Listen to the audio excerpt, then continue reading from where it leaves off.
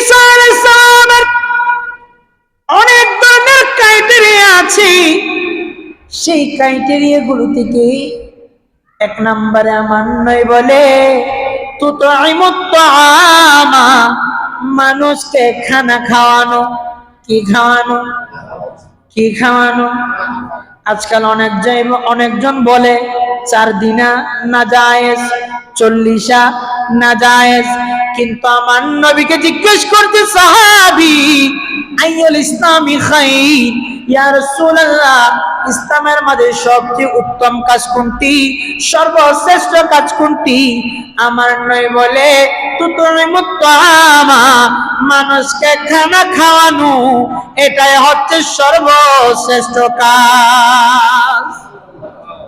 তাহলে 4 দিনে খাওয়ান, 5 দিনে খাওয়ান, 10 দিনে খাওয়ান, কিন্তু খাওয়ান। কিন্তু কি? যে 4 দিনের বিরোধিতা করে এটা একদিনও খাওয়ায়নি। কথা বলেন না। যে 40-এর বিরোধিতা করে এটা একদিনও খাওয়ায়? কথা হন না বাজি, এটা একদিনও খাওয়া না, ইতে বিরোধিতা করে দেয়। সদকায়ে জারিয়া ঈসা আলাইহিস সালাম, মানুষকে খানা খাওয়ানো ঈসা আলাইহিস সালাম। আপনি মা বাবার হয়ে নামাজ আদায় করলেন, নফল নামাজ, এগুলো মা বাবার কবরে যাবে। মা বাবার পক্ষ থেকে সদকা দিলেন, এটাও মা বাবার কবরে যাবে।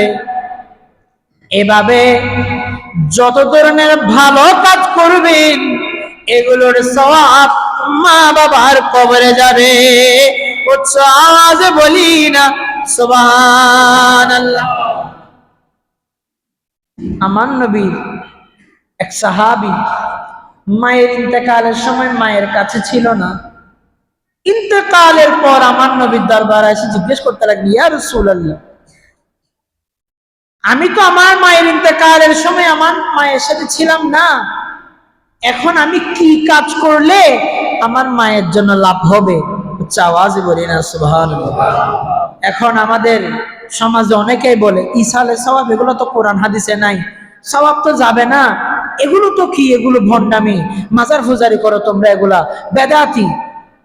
আছে না নাই? একটা আওয়াজ দিয়ে বলেন না, আছে না নাই? কিন্তু আমার নবীর সাহাবী জিজ্ঞেস করতে লাগলেন, ইয়া রাসূলুল্লাহ, মায়ের ইন্তেকালের সময় মায়ের সাথে ছিলাম না, কি কাজ করব, কি কাজ করব মায়ের জন্য উপকারী হবে? আমার নবী বলে মদিনা শরীফের মধ্যে একটা কূপ বানিয়ে দাও, ওই কূপ থেকে মানুষ পানি পান করবে। ওই কূপের পানি যখন মানুষ পান করবে সেই সওয়াব তোমার মায়ের কবরে যেতে থাকবে। ঈসা আলাইহিস সওয়াব হয়নি? ঈসা আলাইহিস সওয়াব হয়? সওয়াব যায় কবরে? বুখারী শরীফের হাদিস।